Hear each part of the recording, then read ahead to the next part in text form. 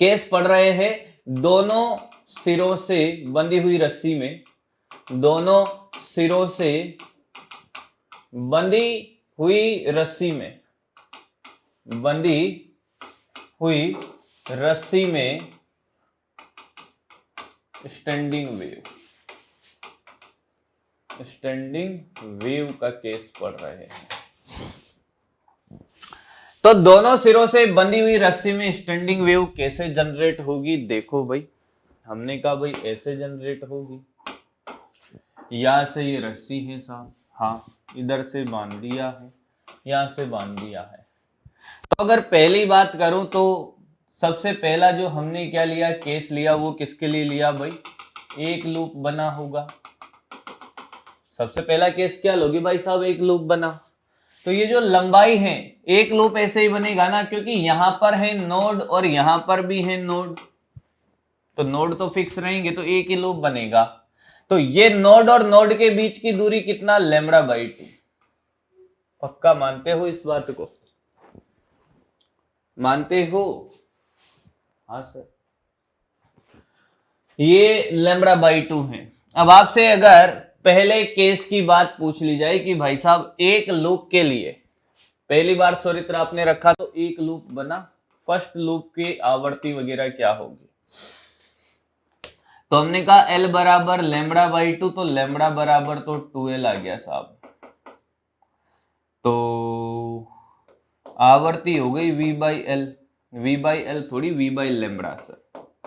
इसको मैंने F0 नाम दिया, V/λ यानी कि V/2L, यानी कि √T/μ।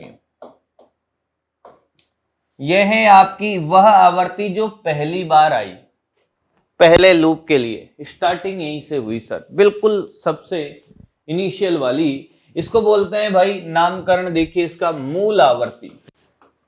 पूछे जाते हैं भाई ये मूल आवर्ती, मूल आवर्ती है सर। दूसरा इसका नाम है क्या? मैंने कहा इसको एक और नाम दिया जाता है,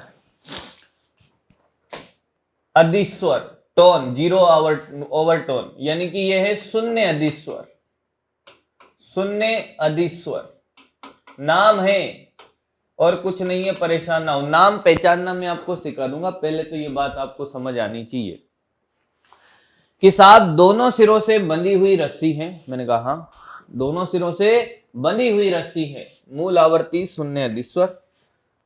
फिर हम एक अलग क्या लेकर आए? अलग स्वरित्र लेकर आए और हमने उसको कंपन करा के सोनोमीटर पे रखा। तो हम देखते हैं कि अब अगली आवर्ती कैसे आएगी।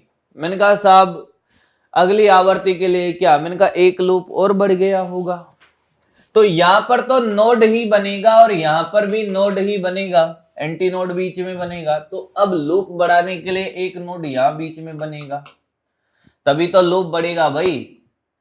और हम ये मान रहे हैं कि रस्सी की लंबाई सभी केस के लिए बराबर है। एक ही रस्सी में सारा खेल कर रहे हैं, एक ही सोनोमीटर की रस्सी में तनाव वगैरह सब बराबर है। तो आप ध्यान से देखो कि खेल ये हो गया सर। मैंने कहा हाँ। तो साहब ये जो लंबाई थी L, ये λ/2 और ये λ/2, परेशान होने की जरूरत नहीं है, एक कहानी हो गई। तो λ बराबर L, F1 अगर मैं इसको नाम दूं तो ये हो जाएगा V/λ यानी कि V/L। इसको मैं ऐसे भी बोल सकता हूं 2V/2L, क्योंकि मैं इसको नाम दूंगा 2F0। वेग का मान पता है तुम्हें रस्सी में कितना होता है? T/μ, इसलिए नहीं लिख रहा बार बार। अब इसका नाम क्या है सर? मैंने कहा इसका नाम है, एक्चुअली इसको शून्य अधिस्वर, मूल आवर्ती और हार्मोनिक भी बोलते हैं इसको। First harmonic, second harmonic. Harmonic को क्या बोलते हैं भाई?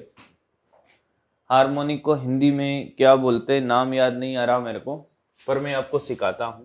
पहली बात, अधिस्वर क्या है ये?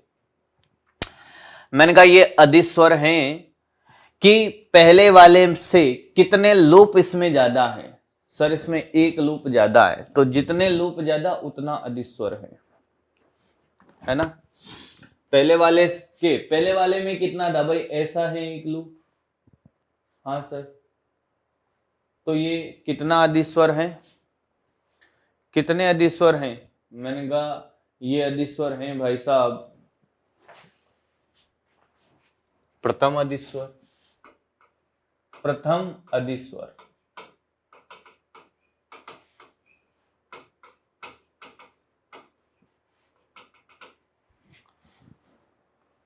दूसरा है फर्स्ट हार्मोनिक है ये, कि सेकंड हार्मोनिक है।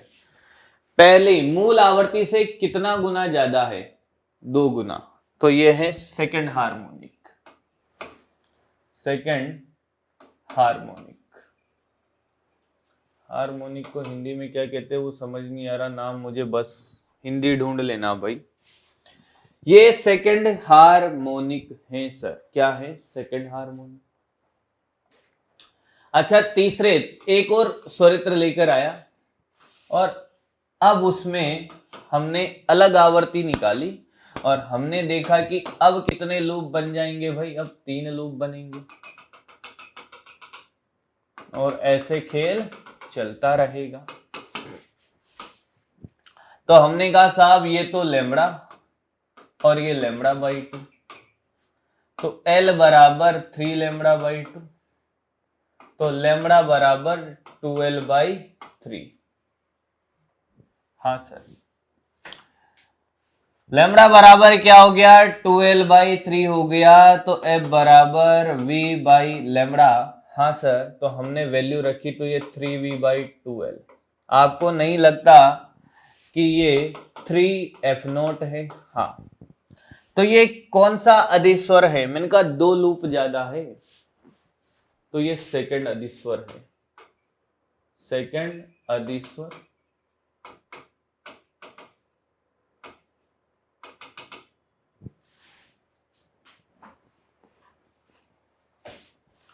और दूसरा नाम है इसका, कितना गुना है, 3 गुना है, तो थर्ड हार्मोनिक।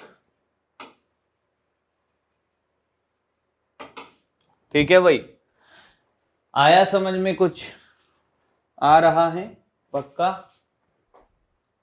थर्ड हार्मोनिक हो गया। अब आपसे इनका अनुपात पूछा जाता है। अगर मैं ऐसे ही बात करता कि चौथे लूप के लिए क्या आता, 4 हार्मोनिक, 5th हार्मोनिक, हाँ, तो nth हार्मोनिक होता 4n loop, 4n loop, n लूपों के लिए अगर मैं fn लिखता तो वो आती nth हार्मोनिक,